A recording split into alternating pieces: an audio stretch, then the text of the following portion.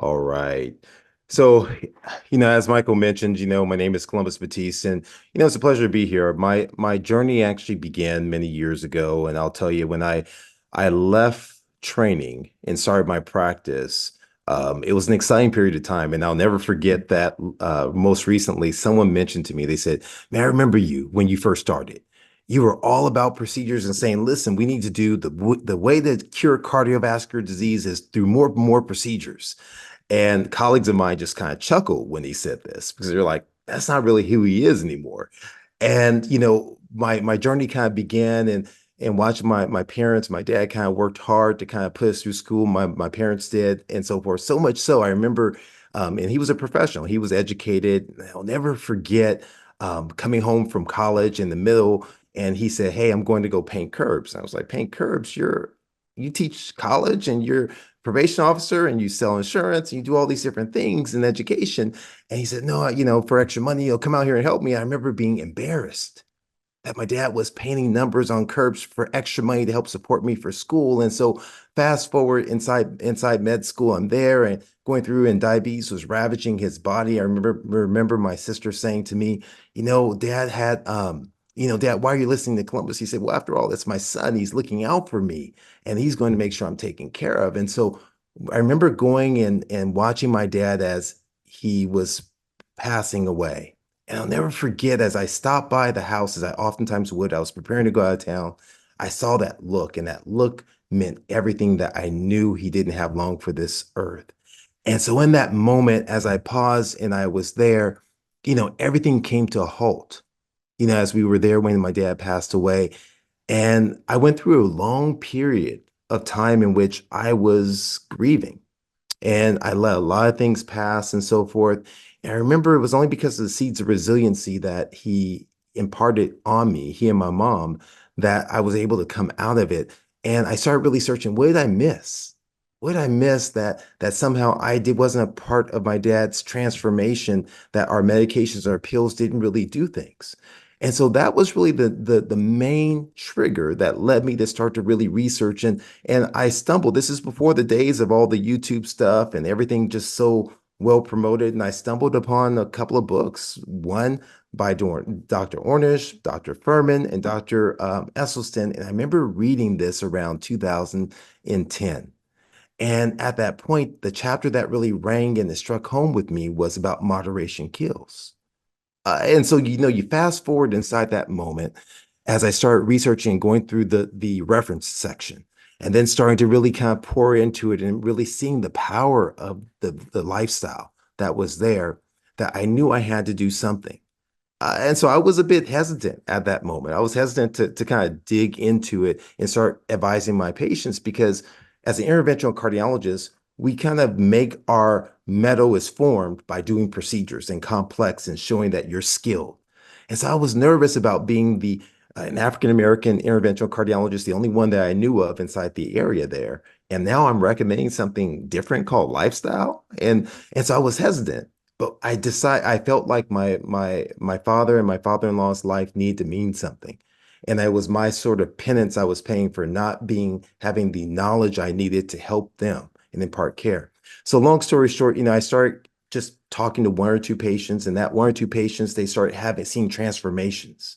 And that those transformations led me to start constructing programs and bringing in dietitians into the program and started to do lectures and started to do cooking classes. And as I began to counsel patients back and forth, I realized that there was more to this thing called health than just food and just actually components. And that's what led me to really, I found myself from a verbal standpoint starting to make recommendations. And I realized there was one common thread. There was one common thread. There was one common threat that seemed to be persistent across male, female, racial demographics, financial demographics, that seemed to underride every patient that I saw. And this was something that imposed what many would call was a major threat. And what was this threat that they all faced? You could easily say it was diabetes. You could easily say that it was high blood pressure. You could easily say that it was some other form of risk factor, high cholesterol. right? As we know, hypertension is a major contributor. But I found that was one thing, a common six-letter word we call stress. This idea of stress. So whether or not this patient was financially distraught and they brought home $1,500 a month, but yet their expenses were 2,000, that they felt stressed that somehow that the demands did not, the resources did not meet the demands. And so I found that this was not something that was uncommon, this idea of stress, that even research as late as end of 2023 told us about the fact that these stressful situations are a great threat not to our, and they're associated with poor health and well-being. That this is what studies have emphatically told us is that people experience more health and well-being issues when they become feeling overwhelmed by stressful situations. I don't know how many of you out there have felt stress. I have felt stress before. I felt stress many, many times inside my life. And the studies, primarily through the American Psychological Association, they validate this. It tells us that 77% of people experience stress that affects their physical health, that they may feel their heart beating. They may feel tension in their chest. They may feel back discomfort, neck discomfort. I always kind of share when we go on vacation, my wife and my kids and so forth, that I sleep like a baby. All of a sudden, I never have neck pain. But when I'm back and I'm busy and I'm doing a lot of things, and if things intensify, all of a sudden my neck starts to reach to crook up on me. And so we understand that people experience stress and it affects their physical as well as their mental health. That an individual's ability to deal with the stresses of life becomes overwhelming. And that's why the overall equation for stress is that stress can simply be characterized as a condition or feeling experience when a person perceives that the demands of life exceed their both personal and social resources. Now, I'll never forget, like as a new resident, a new person graduating from medical school, we call them interns. And so I was there, and this is back in the days when you had to walk uphill backwards and plow through snow and everything else of that sort, right? That's what us older guys say to the younger guys. And I'll never forget being up 36 hours straight. And they put regulations on that, which we'll talk about, which are extremely important. And I remember calling my sister and on the phone with her, and she asked me if I had taken care of this and that and the other for my parents. I remember saying, "Do you know what I'm doing for life? I'm busy." And she said, "Listen, you're not the only one who's stressed. I have a young baby. If I don't get sleep, something bad can happen to her." I didn't get mad at my sister. We didn't argue. I paused a moment and I remember that thinking that stress is an internal reaction to an external stimuli, that it's something that's individual to each person is what amounts. And so this idea that stress equals demands minus your perceived resources, right, becomes extremely important. And this is something that is faced globally. So what happens when we get stressed? We see this over time. And some say that an area of your brain called the amygdala becomes hijacked. So we have in the front of our brain, right behind this big noggin, like you see me, right above our eyes, this area, we call this the frontal bone. And the prefrontal cortex is the portion of the brain right behind here. This is where we reason. But deep seated in the middle of the brain, called the limbic system, the amygdala, you have this area that is like, this is like the brat in you. This is the area that just that all that little small little devil that's on your shoulder versus the little angel that's saying, no, I want this. I'm selfish. I want this, that, and the other. And so what happens is that when the sensory input starts to happen, and this feeds into a portion of the brain called the thalamus. The data is then sent to the amygdala. And now the amygdala remembers everything. It remembers every slight. So I always tell individuals that, I remember a kid watching a movie called Ben, where they had rats that just ate up everyone. And I got deathly afraid of it. And to this day, I'm deathly afraid of rats. Now, why am I still afraid of rats all these years later? Because my amygdala has held on to those memories. And it all of a sudden, it associates that emotional sense with that visual stimuli. Right. And so once the amygdala does that, and then the data is sent to the cortex. The amygdala then it prevents the ability of the prefrontal, your thought process of saying, I shouldn't be afraid of rats. Columbus, you're a grown man. They can't hurt you. You're fine. It says, stop that. And that it prevents me from thinking like that, right? In that moment. And it allows me to then go ahead, as it blocks, it does this quick threat assessment and it blocks my ability to process this. And it gives me the unthinking response, which means fear, anxiety. And so the amygdala is a seat of fear and it hijacks your brain's ability to consciously think, I don't have to do this. This is the beginning of what happens when we see a threat, when we see stress that's there. And it then activates a portion of our hormonal system called the fight or flight. We get prepared to run or to fight. And this acute stressful situation occurs. And so a process begins as our body gets geared up for this, right? That the brain goes into action. It can prevent us from sleeping. The liver starts to release the blood sugar to give us the energy we need. Our digestion slows. Our urination begins to decrease and the oxygen and flow because the heart begins to pump stronger. It beats faster to deliver blood flow to the legs. This is needed when you're running away from a big lion or a dog is chasing you. This is important at that point in time. But when it's persistent, when it's constant, that can be a problem. And we know that too much of a good thing can be a bad thing. And so that's where studies have told us that, yes, too little stress, sometimes we may become apathetic. We may not perform, that there's a sweet spot between not having any stress, but having stress that's beneficial for us. But when we get to the point that the stress is persistent, when we get to the point that the stress is too much, it leads to exhaustion and fatigue, it leads to anxiety, panic, and it leads to burnout. It breaks us down. And so this idea of the stress factor has been identified inside of research. It tells us that low perceived control is a determinant of heightened stress response and poor adaptation, which means that when you seem as if you don't have control, you're in a circumstance, a situation that you're faced with, your stress hormones begin to go berserk. That all of a sudden studies have told us that adversity and vulnerability, once again, this sense of being not being controlled, along with psychological markers, low self-esteem and loneliness, are associated with poor health outcomes. This actually sounds like during the COVID pandemic, doesn't it? That this sense of vulnerability, this sense of loneliness that's there, it plays a role. That studies have told us that this chronic exposure to stress, repeated, poor social supports and limited social networks, they've been shown to have an increase in disease risk. This is disease across the board. And you're like, well, man, how has this happened? So even studies have looked at social support at work. How well do you feel supported in your job place? That when people have low self-support, social support, they tend to have a higher burden of disease, higher mental health risk that are there compared to those who have the highest level of support, even at work. And you think, well, why is work important? You think 8 hours out of a 24-hour window, that's 33% of your day.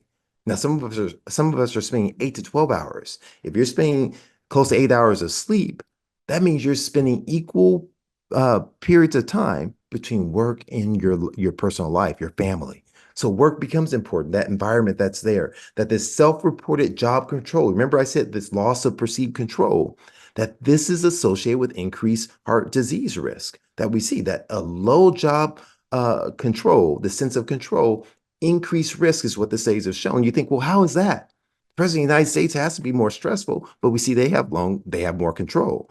You say, well, the Queen of England, she had more stress. Well, they lived a long period of life, but in individuals who have poor control at their job and other places, it's an increased risk and burden of heart disease is what we see on a regular basis. And so recent studies, they tell us that chronic stress, an important driver of what we call metabolic syndrome. Now, what is metabolic syndrome?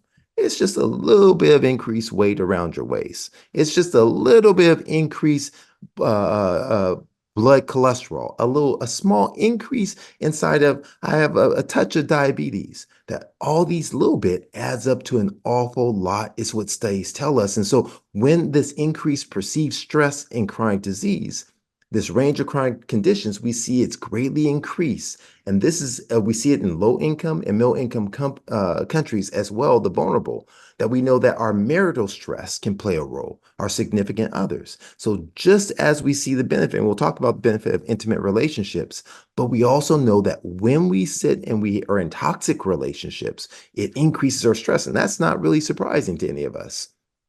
There is this increased association. That's where studies have shown for young adults who have had heart attacks, there is an independent association between severe marital stress and 1 year recovery.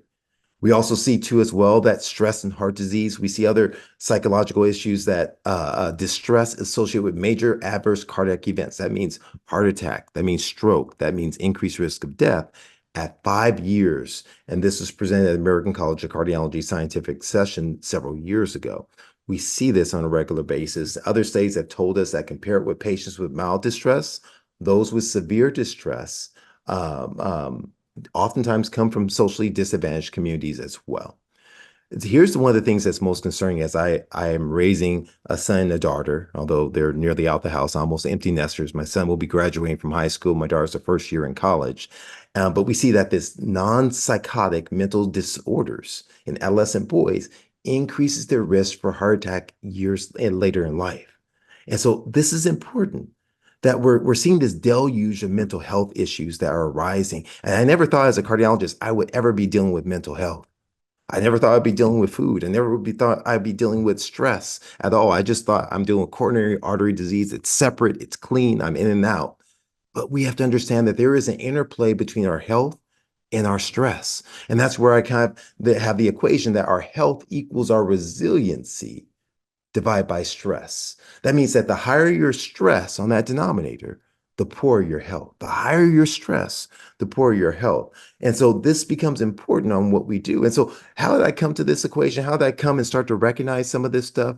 Well, I explained to you some of the stressors in my own life as I started to kind of research some of this. But I started seeing an increase in patients that were hitting my table in the cath lab and in my clinic that it was never taught about.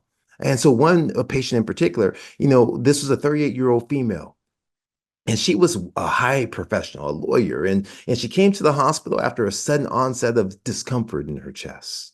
And it happened at rest. She was just there after a long day of work, traveled to her neck and her arm, and she had some dizziness and restlessness and breathlessness. And this sounded like a heart attack to everyone involved. She didn't have any risk factors. She was only 38, didn't know about any family members who had an early onset of heart problems. She didn't smoke, didn't drink heavily, didn't have diabetes or high blood pressure or traditional risk factors at all. But we started doing the standard work that we do in the emergency room in the hospitals. We started drawing blood work on her. And one of the markers I always describe to patients that your heart and your organs are think of it like being comprised of millions of microscopic water balloons. So unless there's damage to one of the water balloons, you never see its contents being released into the bloodstream. But when there's damage to any degree, you may see a rise. And so we saw a rise in some of the markers that are attributed to the heart called troponin. And another one called CKMB. Although this is obviously going back years ago, we don't check some of these any longer. So at that moment, my feeling was we have to rush this young lady into the procedure. So we took her in and took a look at her arteries of her heart. And Harvey, you're gonna have to trust me on this. On to the left of the screen is called the right coronary artery, and to the right of the screen is called the left coronary artery. I blended those images together. There was no significant blockages that were there, none whatsoever. So I went ahead and we did what's called assessed her heart function, both by an ultrasound at the bottom of the imaging of the screen, and it called an echocardiogram, as well as we placed the catheter into her ventricle and looked at the contractility of the heart. And what we found is instead of the heart squeezing in nicely as it should, it actually ballooned outward. So it went the opposite direction, which told us it was severely dysfunctional. And her heart function was markedly reduced, but the close neck part of it squeezed well. And it was something that scientists have told us is called Takotsubo disorder, also known as, which is a form in which the heart takes the shape of an octopus pot. It's called Takotsubo, and that hence the name. And we see this occurs under acute stress. And so one name is called stress-induced cardiomyopathy, but the other name is called the broken heart syndrome. Broken heart syndrome, stress-induced cardiomyopathy, that as a result of overwhelming stress, a person's heart can literally and figuratively break. And so scientists have uncovered that this idea of both emotional stress, severe, intense physical stress, this leads to this massive surge in stress hormones that then can, through a multiple, that seems to have an increased risk in certain individuals, females, in certain situations after menopause and so forth. And it results in this ballooning, as I described to you, in the injury of the heart muscle itself, paralyzing the heart instantly. This stress-induced cardiomyopathy, it's been shown after sporting events. It's been shown under acute stress and arguments at work and the pressure overloading. It's been shown in multiple entities, this idea of stress-induced cardiomyopathy. Now, here's bringing it back full circle, that scientists have revealed that individuals who develop subsequent tachycardia, excuse me, Takotsubo disorder or broken heart syndrome, they tend to have a higher baseline amygdala activity. Now, remember, I said the amygdala is this source of stress, this source of fear that's activated inside the whole cascade of stress. And so if one is under constant stress, this activity is constantly there in their amygdala. That means if they've had a lot of adverse childhood experiences called ACE, if they've had a lot of social stressful situations in the environment that they live, that they recognize stress everywhere they live, that they're in an environment at work or at home that's constantly there, that means this amygdala is constantly firing because they're sensing and recognizing this on a regular basis. And this is why this provides more insight to prior studies called Inner Heart Trial that told us that psychological stress, both at work and at home, increase the risk exponentially for a future cardiac event, especially in comparison to diabetes and all the traditional risk factors. So psychological stress is a major component. The higher our stress, the poorer our health. CDC has recognized it. The higher our stress, anxiety, depression, the higher the increased risk of stroke, heart failure, cardiometabolic disorder. And you may be asking yourself how. So I want you all to become, I want to knight you as cardiologists inside of this moment here. And so as we look at this sort of a thing and we look, well, how does this happen? All roads lead to the heart. There is an area, this pathway to the heart is something that is so important through the vasculature. And I'll tell you, this road leading to the heart, it's paved in something called the endothelium.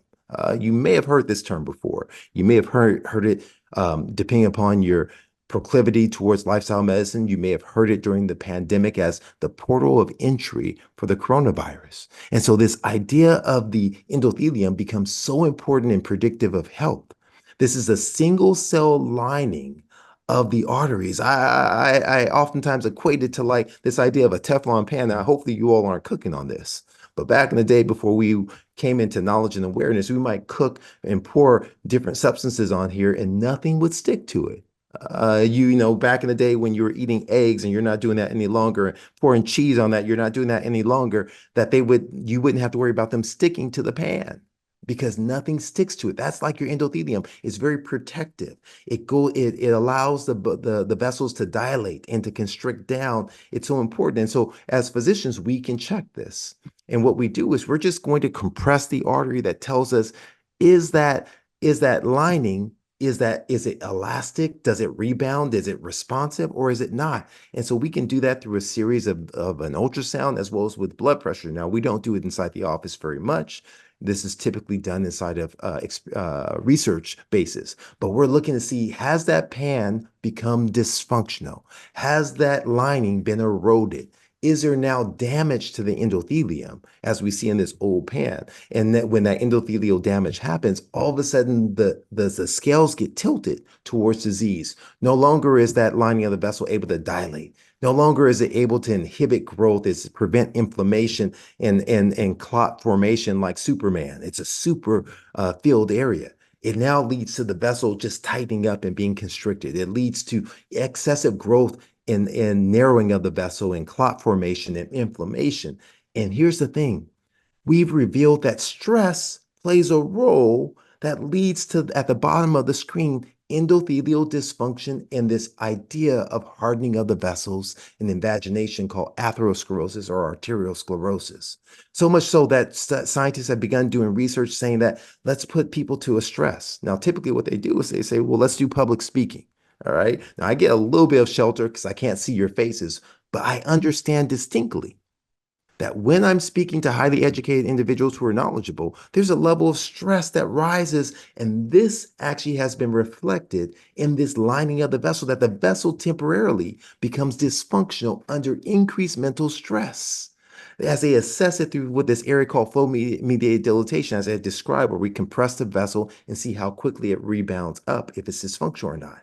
So you can imagine if you're under repeated stress and that your function goes down, it starts to come up, you're under more stress, it goes down, you're having these repeated insults that leads to an issue. So much so they looked at studies in the youth and they found that this persistent chronic stress, it lends itself to dysfunction in this endothelium. And so scientists began to even explore this a little bit further. And they said, not only is it stress associated with just this level of activity, mental stress, it's the stressors of what we do.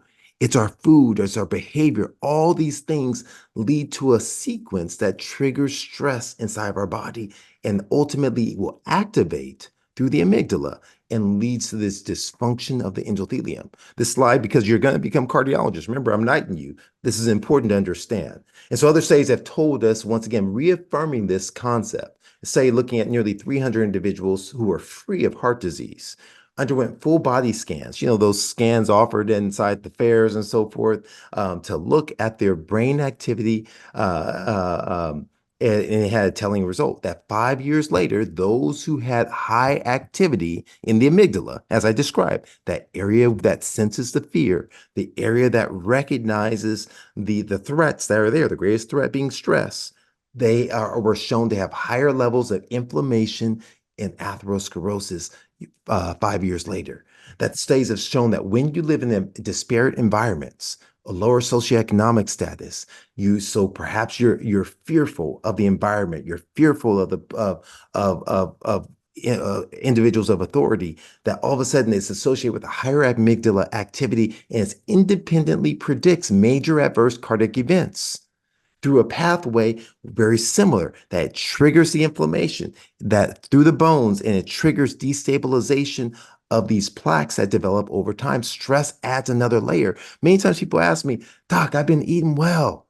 How did I still have a heart attack? How did I still have this happen or that happen? Stress plays a major role, that everything in life adds to our resiliency or adds to our stress. Other studies have told us, re-amplifying this, that acute mental stress, it amplifies this whole inflammation. Now, this was a mouse study years ago, and it leads to what we call plaque vulnerability. So, okay, I'm gonna pause for a moment because you all are becoming cardiologists. I have to make sure I give you this. You need to make sure you capture this, that your arteries of your heart are like pimples. I told you I have teens, right? They deal with pimples on their skin and so forth at times. And what is a pimple? It's a mass. You get this white fluid that's there. You get this raised area that may become red. This is happening on the inside of your arteries. This inflammation, this outpouching happens in the lining of the vessels. All of a sudden, it can burst just like a pimple, but it's except inside of the vessel. Now your body goes into overdrive trying to stop that area from this eruption, heal it, and the clot forms and leads to a heart attack. So this instability in terms of the pimple happens under mental stress. Under mental stress, people may have a breakout. Same thing happens inside of their body, on the inside that's there. That this studies have told us that symptoms of increased burnout and depression, anxiety, it's associated with an inflammatory marker called C-reactive protein, which is very predictive of future cardiac events. So this is all the stuff to worry about. I don't want you to worry so much inside here, because here's the thing. It's not just stress. Stress is just one aspect of it. It's not the stress that kills us. It's our reaction to it. In other words, states out of the words of a pastor, Chuck Swindoll, he said that life is it's 90% of how we respond, 10% of what actually happens to us. How we choose to respond is so important. And many of us need to turn to fake resources. In the words of Doug Lisle and so forth from his book, it's the motivational triad. It's we try to exert the least amount of effort possible. We're seeking pleasure and avoiding pain. And this leads us to bad habits. These unhealthy bad habits, which are persistent, that instead of us going and engaging our spouse and others, we want to sit and watch TV. Well, I'm sorry, today's day and age. We sit and scroll through TikTok or Facebook or Instagram to get our enjoyment, disconnecting from others. That we seek pleasure through use of acceptable drugs, right? Alcohol or smoking marijuana to unwind or de-stress, or perhaps it's food. that we avoid pain by building walls in our relationships. So in that way, someone can't hurt us again. But and so these are the things that begin to happen. And Says have told us here recently that during the pandemic, when stress was at an all-time high, we saw tobacco, alcohol, and other drugs increase in use. That we saw that these things were happening on a regular basis when we compared it before and after. That we're seeing that the term for with our teens and young adults with vaping, nicotine, and marijuana are significantly more likely to experience these stress and anxiety. So instead of them helping, they're causing more issues. But I'll tell you, there's another habit that's more acceptable than the idea of the e-cigarettes and so forth, which are horrible, and alcohol. It's our food. That we've turned to this idea of the comfort food, that we somehow feel that stress equals dessert spelled backwards, and we turn solely to this idea, right? That this processed food that gives us, it helps us remember the motivational triad, right? That I just kind of talked about. We talked about three things: that we want to seek pleasure, we want to avoid pain, right? And exert the least amount of energy. That's what comfort food is. I go through the drive-through, no energy expenditure. I swipe my card, no energy expenditure. I bite into the food that's there. Now I'm going to get this immediate surge, and I'm thinking that it's helping me inside this moment. I'm not having to avoid, no one sees me, so I'm avoiding the pain of it. We have this idea on a regular basis, but studies tell us that the consumption of fast food and the levels of stress are directly proportional to each other. And this means that low levels of stress were associated with low levels of consumption of food, of fast food, and vice versa. That means that it triggers it. There is a real distinct relationship. Whether it's causation or correlation, we're seeing a relationship. I want to propose to you that the health of America is broken. We have a broken heart, right? As a result of the stress, as a result of our nutritional stress that's there. But I want to tell you, it's never too late to turn the direction, change the direction we're going in life. That we can transform and change it. I'll tell you, it's no surprise that the data surrounding the health outcomes of America compared to other industrialized countries are poor as they are when we look at the rise of stress and nutritional stress that we see all around. The wonder is not that so many are ruined, but that so many survive. We have to kind of turn our attention and kind of look, what is the secret sauce that can help us build a level of resiliency, that can help us achieve the health we all want so we can live our best life? And I want to tell you that I've given you a lot of despair that's here. I want to tell you, there is a rose in the concrete. What is a rose in the concrete? There was one great poet that was there named Tupac Shakur. Said, "Did you hear about the rose that grew from the crack in the concrete?" Proving nature's law is wrong. It learned to walk without having feet. Funny it seems, but by keeping its dreams, it learned to breathe fresh air. Long live the rose that grew from concrete when no one else ever cared. I want to tell you that I care for you.